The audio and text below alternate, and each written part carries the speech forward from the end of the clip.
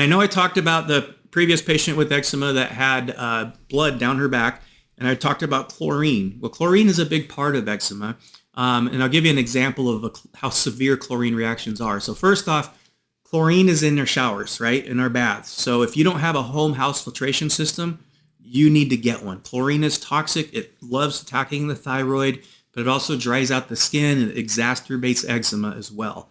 So get a whole house filtration system to remove chlorine. Very important, whether you have eczema or not. Now, with that being said, I had a patient, an elderly couple, seniors, retired couple, I should say, we'll just say that. And they lived in a retirement community, a little mobile park in Mesa.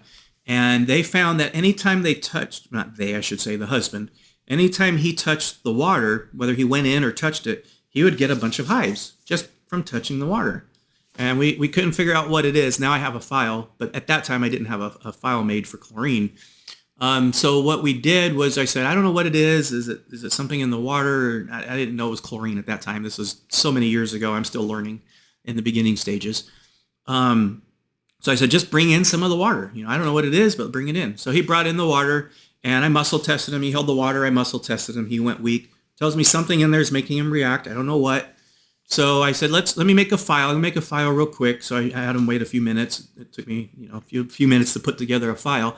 But I made a file of everything I could find that's in water, from copper and lead, chlorine, fluoride, bromine, just pretty much anything and everything I could think of that's in water. And I did a little quick Google search to kind of figure out, some of the ingredients in water, or what's found in it, I should say.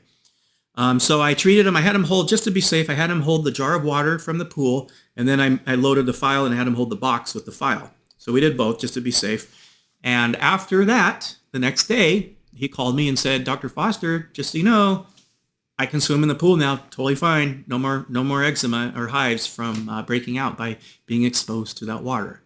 But that kind of was in the early stages of me realizing that chlorine is in everything. And so if we don't have a water filtration system to remove it, we really need to.